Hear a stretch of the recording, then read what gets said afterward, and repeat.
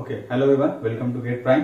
तो इससे पहले हम लोग डिस्कस कर रहे थे लीनियर और नॉन लीनियर के बारे में। तो मैंने आपको बताया था इससे पहले वाले क्लास में कि लीनियर और नॉन लीनियर में दो लॉ होता है, law of additivity, law of homogeneity. अगर कोई भी सिग्नल सिस्टम का आउटपुट अगर ये दोनों लॉ को फॉलो करेगा, यानी लॉ ऑफ एडिटिविटी और लॉ ऑफ होमोजेनिटी को फॉलो करेगा, तो वो सिस्टम क्या होगा, लीनियर सिस्टम हो जाएगा। ठीक है, तो इससे पहले मैंने आपको लॉ ऑफ एडिटिविटी के बारे में बताया था। वहां पे मैंने आपको बताया था वहां एक्चुअल में 3 सिस्टम हुआ करते थे, जहां पे 2 आउटपुट हम लोग दोनों सिस्टम में दे देते थे। फर्स्ट पहला स्टेप क्या था हमारा कि 3 सिस्टम को हम लोग पैरेलली अरेंज किया।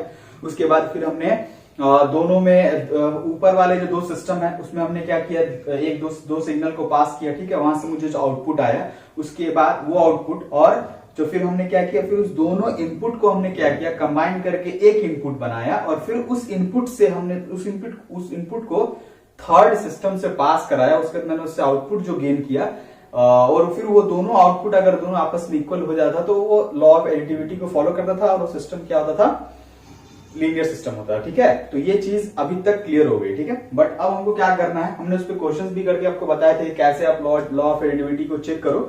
यानी कि मैंने आपको ये कह दिया, मैं इनडायरेक्टली ये बता दिया कि जो सिस्टम लॉ ऑफ एडिटिविटी को फॉलो करेगा वो लीनियर होगा। ठीक है, और जो सिस्टम लॉ ऑफ होमोजेनिटी को फॉलो करेगा वो भी लीनियर होगा। और कोई सिस्टम अगर दोनों लॉ को फॉलो करेगा तो भी वो लीनियर सिस्टम होगा। अगर इस दोनों लॉ को फॉलो नहीं करता है तो सिस्टम लीनियर नहीं होगा। ठीक है, आपको अगर क्वेश्चन कोई दिया हुआ होगा जैसे कि ईएसई कन्वेंशनल में, तो वहां पे आपको कहा जाएगा कि आपको उस दोनों सिस्टम का आपको चेक करना है कि वो जो आउटपुट है वो लॉ ऑफ एडिटिविटी को फॉलो कर रहा है या नहीं कर रहा है, या लॉ ऑफ होमोजेनिटी को फॉलो कर रहा है या नहीं कर रहा है। ठीक है, अगर दोनों को कर रहा है तो सिस्टम लीनियर होगा। ठीक है, तो ये जो इतना लॉन्ग प्रोसेस जो है इसका, ये आपको हर जगह आप उसको कर नहीं पाओगे और हर जगह आपसे पूछा भी नहीं जाएगा। ठीक है, तो ये पूछा जाएगा जनरली आपको ये कन्वेंशनल पेपर में, दैट इज मेंस में। ठीक है, प्रीलिम्स में क्वेश्चंस नहीं पूछे जाते हैं।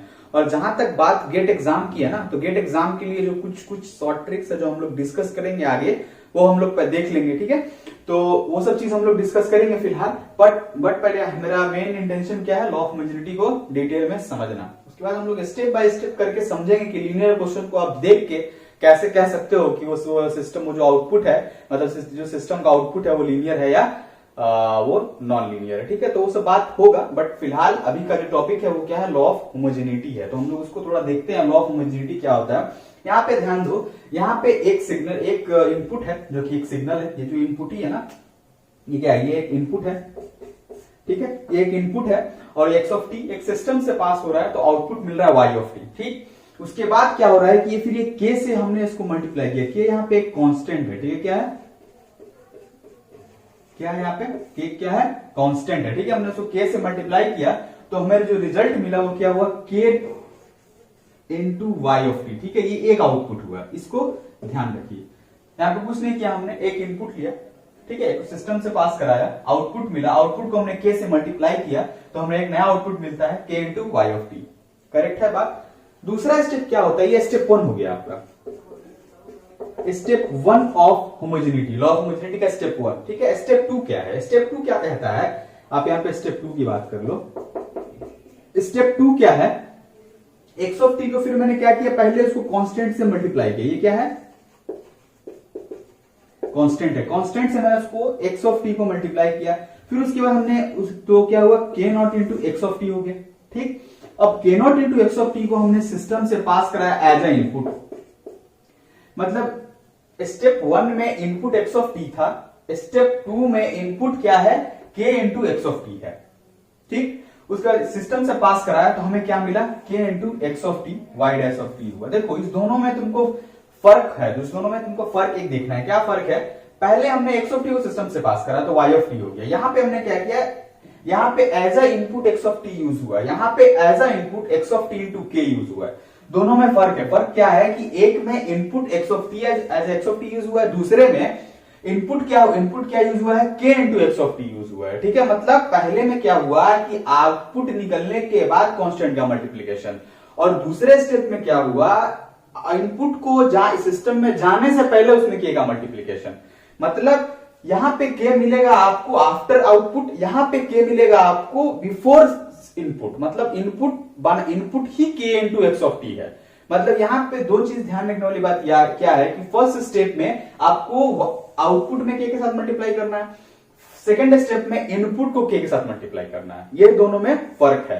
तो अगर उसके बाद अगर ये जो इसका जो आउटपुट नंबर 1 आया, यहाँ पे आउटपुट नंबर 1 है, ये आउटपुट नंबर 1 और यहाँ पे क्या है आउटपुट नंबर 2 है, ये दोनों अगर आपस में बराबर होगा तो क्या होगा, ये जो सिस्टम है, आपने जो सिस्टम लिया है वो सिस्टम क्या हो जाएगा, लॉ ऑफ होमोजेनिटी को फॉलो करेगा और वो सिस्टम लीनियर सिस्टम होगा। यानी कि इससे जो आउटपुट आने वाला होगा वो क्या होगा, आप वो आउटपुट को क्या कहोगे आप, this output is the output of a system which is linear in nature. ये बात समझ में आई, ठीक है। तो लॉ ऑफ होमोजेनिटी में क्या होता है, हम लोग एक कांस्टेंट, एक्सटर्नल कांस्टेंट का मल्टीप्लिकेशन करते हैं स्टेप 1 में आउटपुट के साथ, स्टेप 2 में इनपुट के साथ। ये बात ध्यान रख लेना, ठीक है। उसके बाद ये तो हो गई थियोरेटिकल बात कि भाई k into Y of T is equals to Y dash of T होना चाहिए। बट आपको इसको अगर क्वेश्चन में कैसे अप्लाई करना है तो देखो, हम लोग आते हैं क्वेश्चन की तरफ। यहाँ पे क्वेश्चन दे रखा है वाई ऑफ टी क्या है, ये यहाँ पे क्या है आउटपुट है, ये क्या है इनपुट है तो इनपुट का स्क्वायर क्यों है, आपको मैंने बार बार यही बोल रहा हूं कि वाई ऑफ टी जो होता है वो सिस्टम का आउटपुट होता है और एक्स ऑफ टी जो होता है वो सिस्टम का इनपुट होता है। यहाँ पे ये कंडीशन है। अब हमको लॉ ऑफ होमोजेनिटी को सेटिस्फाई कराना है इस गिवन इक्वेशन के लिए, इस गिवन सिग्नल के लिए, ठीक। तो कैसे करेंगे, पहला स्टेप क्या था, इनपुट में कैसे, सॉरी आउटपुट में कैसे मल्टीप्लाई। तो यहाँ पे क्या होगा, यानी कि k into Y of T क्या हो जाएगा, देखो k into x of T का होल स्क्वायर, यही तो हुआ ना। ये यहाँ पे इसका इस कहने का मतलब क्या है, ये क्या है एक्स ऑफ टी का होल स्क्वायर। ये हुआ क्या आपका, ये हुआ k into Y of T, ठीक। दूसरा स्टेप क्या है, दूसरा स्टेप में क्या करना है, इनपुट में आपको k into x of T करना है, ठीक। करेक्ट है बात। इनपुट, अब इनपुट क्या है, इनपुट एक्स ऑफ टी है, एक्स ऑफ टी में कैसे मल्टीप्लाई करो, कर दिया आपने, एक्स ऑफ टी में इनपुट से मल्टीप्लाई किया, मतलब ये इनपुट है। अब ये सिस्टम से पास होगा तो क्या आएगा, output that is equal to Y dash of T, क्या होगा ये k square x of T का होल स्क्वायर। अब ये हुआ वाई डैश ऑफ टी, ये हुआ k into Y of T, ठीक। तो अब इस दोनों को कंपेयर कर लो, कंपेयर करने के बाद क्या मिलेगा, यहां पे मैं कंपेयर करके बता देता हूं। यहां पे कंपेयर करो k into Y of t को कंपेयर करिए, मतलब ये क्या है, k into x of T का whole square is not equal to Y dash of t that is equal to k square x of T का whole square. यहां पे देखो, यहाँ पे पहले वाले केस में k into x of T है, दूसरे वाले केस में क्या आ रहा है, k square x of T का होल स्क्वायर आ रहा है, ठीक है। तो इसका मतलब यह हुआ कि यहाँ पे जो पहले स्टेप से जो आउटपुट आ रहा है और जो दूसरे स्टेप से जो आउटपुट आ रहा है दोनों आपस में बराबर नहीं है, यानी कि k into Y of T is not equal to Y dash of T नहीं है। इसका मतलब क्या हुआ, ये जो सिस्टम है यानी ये जो आउटपुट है ये किसी सिस्टम का आउटपुट होगा, वो सिस्टम लॉ ऑफ होमोजेनिटी को फॉलो नहीं कर रहा है। इट मींस दैट ये जो सिस्टम जो था वो सिस्टम क्या था, लीनियर सिस्टम नहीं था, ठीक है।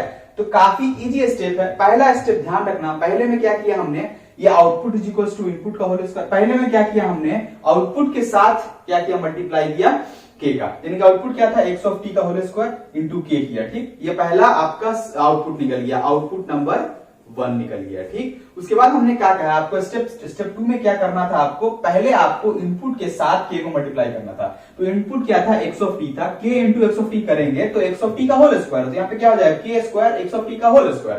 तो ये क्या हो जाएगा, आपका आउटपुट नंबर 2 हो जाएगा। अब output number 1 is not equal to output number 2, ठीक है। तो यहां से ये प्रूफ होता है कि ये लॉ ऑफ होमोजेनिटी को फॉलो नहीं करता है।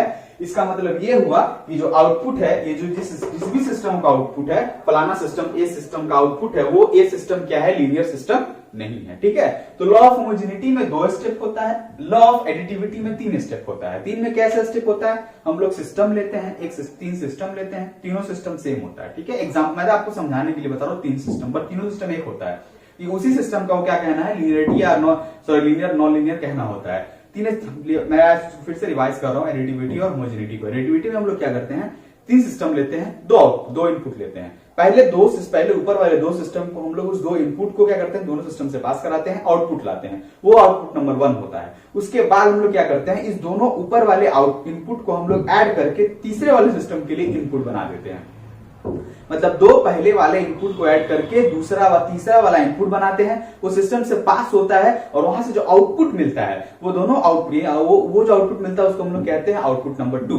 यानी आउटपुट नंबर 1 और आउटपुट नंबर 2 को कंपेयर करते हैं, अगर वो दोनों इक्वल हो गया तो आपको कह देना है कि वो सिस्टम लॉ ऑफ एडिटिविटी को फॉलो करेगा, अदरवाइज वो लॉ ऑफ एडिटिविटी को फॉलो नहीं करेगा और जो सिस्टम जो है वो लीनियर नहीं होगा। लॉ ऑफ होमोजेनिटी में क्या है, सिस्टम लेते हैं, पहले हम लोग उसमें कांस्टेंट भी लेते हैं, ठीक है। पहले क्या करते हैं, लीनियर एक सिस्टम को इनपुट को हम लोग सिस्टम के थ्रू पास कराते हैं, ठीक है। उसके बाद हम के से मल्टीप्लाई करते हैं तो आपको एक आउटपुट मिलता है जो आउटपुट नंबर 1 होता है। उसके बाद हम लोग क्या करते हैं, इनपुट में सबसे पहले के से मल्टीप्लाई कर देते हैं, ठीक है। इनपुट में ही मल्टीप्लाई कर देते हैं, के से मल्टीप्लाई कर दिया, उसके बाद हम लोग सिस्टम से पास कराया, हमें जो आउटपुट मिला वो आउटपुट नंबर 2 हुआ। फिर हम लोग आउटपुट नंबर 1 आउटपुट नंबर 2 को हम लोग क्या करेंगे, आपस में कंपेयर करेंगे। अगर दोनों आउटपुट बराबर हो गया तो सिस्टम क्या होगा, लॉ ऑफ होमोजेनिटी को फॉलो करेगा, या फिर इनडायरेक्टली कह सकते हो कि सिस्टम लीनियर होगा। तो यहां पे क्या हुआ, y of t is equals to x of t का होल स्क्वायर, जो कि एक आउटपुट है किसी सिस्टम का, वो सिस्टम लीनियर नहीं है। क्यों? क्योंकि लॉ ऑफ होमोजेनिटी को फॉलो नहीं कर रहा है, ठीक है। उसके बाद ये जो मेथड मैंने आपको बताया सिस्टम लेके यहाँ पे मैंने बॉक्स बनाया हुआ है, ठीक है। हर जगह पे सिस्टम को रिप्रेजेंट करने के लिए एक बॉक्स बनाया है, रेक्टेंगुलर बॉक्स बनाया है, हर जगह बनाऊंगा, ठीक है। लेकिन इस सिस्टम को यानी कि इस मेथड को, यानी लॉ ऑफ एडिटिविटी और होमोजेनिटी को समझने के जो मेथड होता है ना, उसको हम लोग कहते हैं ब्लॉक मेथड। कहीं कहीं आपको एग्जाम में लिखा हुआ होगा ब्लॉक मेथड, तो आप समझ जाना कि इसकी ही बात कर रहे हैं। मान लो क्वेश्चन पूछ दे आपसे कि स्टेट द लॉ, मतलब कि define law of homogeneity and additivity with the help of block method, तो ऐसे कंफ्यूज नहीं होना है। ब्लॉक मेथड का मतलब ये मेथड होता है, मतलब आपको इस तरह ग्राफिकल मतलब आपको ब्लॉक स्ट्रक्चर बनाना है, फिर आपको स्टेप बाय स्टेप करके मैंने जैसे आपको बताया वैसे आपको इसको एक्सप्लेन कर देना है, ठीक है। इसी कन्वेंशनल की बात मैं कर रहा हूं, ये आपसे कहीं पूछा नहीं जाएगा एक्सेप्ट गेट एग्जाम और पीयूसी वाली बात। पीयूसी में ऐसा बात नहीं है, पूछा जाएगा कहां, तो आपको सिर्फ इंजीनियरिंग सर्विस के मेंस पेपर में, ठीक है। तो ब्लॉक मेथड होता है लॉ ऑफ एडिटिविटी और होमोजेनिटी को एक्सप्लेन करने का। आपको मेन मकसद पता होना चाहिए कैसे हम लोग इसको चेक करते हैं। इसको चेक करने के बाद हम लोग 1, 3, 4 कंक्लूजन की तरफ आएंगे। लीनियर के लिए 2 कंक्लूजन, नॉन लीनियर के लिए 2 लीनियर के लिए 3 कंक्लूजन और नॉन लीनियर के भी 3 कंक्लूजन। उस कंक्लूजन के थ्रू हम लोग जितने भी क्वेश्चन पूछे जाते हैं गेट एग्जामिनेशन में, हम लोग उसको आराम से कर सकते हैं, उसमें कोई प्रॉब्लम आपको नहीं होगा, ठीक है। तो ये हुआ आज का लॉ ऑफ होमोजेनिटी, लीनियरिटी को समझने का। एक बात ध्यान रखो, कोई सिस्टम अगर लॉ ऑफ एडिटिविटी होमोजेनिटी दोनों को फॉलो करेगा, सिस्टम लीनियर होगा। ये बात ध्यान रखना, आगे वाले क्लास में इसका इस्तेमाल करेगा। तो ये आपका हो गया लॉ ऑफ होमोजेनिटी। मैंने क्वेश्चन भी बता दिया किस तरह से इसको हम लोग प्रोसीड करते हैं। इस मेथड को हम लोग कहते हैं ब्लॉक मेथड। तो आज के लिए इतना ही रखते हैं। इसके नेक्स्ट वाले क्लास में हम लोग कुछ ट्रिक्स देखेंगे, कुछ टेक्निक्स देखेंगे सिस्टम को लीनियर नॉन लीनियर में डिस्टिंग्विश करने के लिए। तो आज के लिए इतना ही रखते हैं, तब तक के लिए थैंक यू।